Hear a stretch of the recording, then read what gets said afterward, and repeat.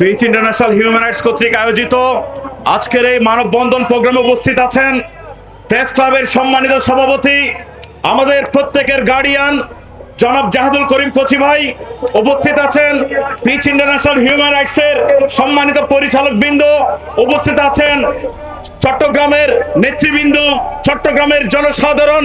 সবাইকে জানাচ্ছি আন্তরিক অভিনন্দন এবং সালাম। আসসালামু আলাইকুম। বন্ধুরা আমার, আজকের এমন একটা মোমেন্টে দাঁড়িয়ে আমরা এমন একটি বিষয় নিয়ে কথা বলছি যে বিষয়টি নিয়ে আমরা কথা বলার কথা ছিল না। ২৪-এর সেই গণ আন্দোলন, সেই গণঅভ্যুত্থান, ৫ই আগস্ট এই দেশ নতুন ভাবে স্বাধীন হয়। সেই স্বাধীনতায় আমাদের চাওয়া ছিল একটাই, সেটি হচ্ছে নিরাপদ এক বাংলাদেশ, স্বাধীন সার্বভৌম একটি বাংলাদেশ। আমরা দেশ স্বাধীন করেছি নতুন ভাবে, এদেশের মানুষ জীবন দিয়েছে নতুন ভাবে, ছাত্ররা জীবন দিয়েছে নতুন ভাবে, কিন্তু আলটিমেট আমার দেশ স্বাধীন হয় নাই।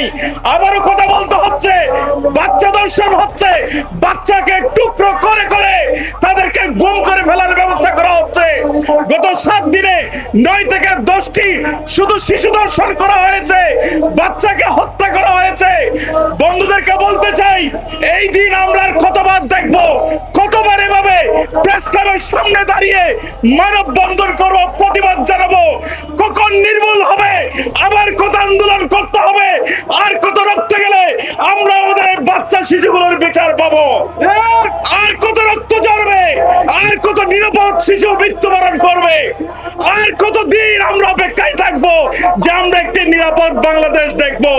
আর কতদিন? আজকে দেখেন, এই যে বাচ্চা শিশুকে ধর্ষণ করা হচ্ছে,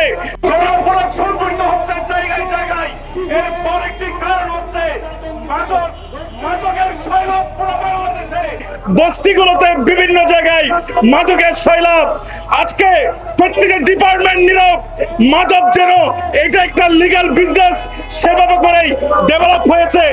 একটা মানুষ যখন মাদকাসক্ত হয় তখন তার হোশ ঠিক থাকে না, তখন সে এসব আকাম কুকামে লিপ্ত হয়।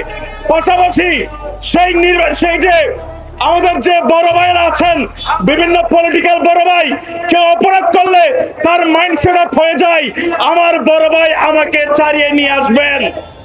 2-3টা মার্ডার করলে আমার কিচ্ছু হবে না, সেই মাইন্ড সেট আপ থেকে তারা অন্যায়, অত্যাচার, অবিচার এবং হত্যা পর্যন্ত করতে তাদের দ্বিধাবোধ হয় না, তাদের গায়ে লাগে না।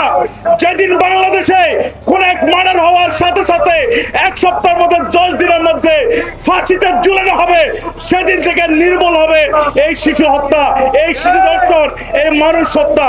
আমরা অতি সত্বর যেসব অপরাধী বিচার করেছে একটা একটা ধরে ধরে তাদেরকে ফাঁসির আওতায় রাখা হোক। কোন অপরাধী যেন আইনের শাস্তি থেকে রক্ষা না পায়, সেটি যখন বর্তমান সরকার নিশ্চিত করবে, আমি বিশ্বাস করি বাংলাদেশে এই অন্যায়, অত্যাচার, অপরাধ এগুলোর কিচ্ছুই থাকবে না। আমি প্রত্যেকে বলতে চাই, পিচ ইন্টারন্যাশনাল হিউম্যান রাইটস মানবতার পক্ষে কথা বলে।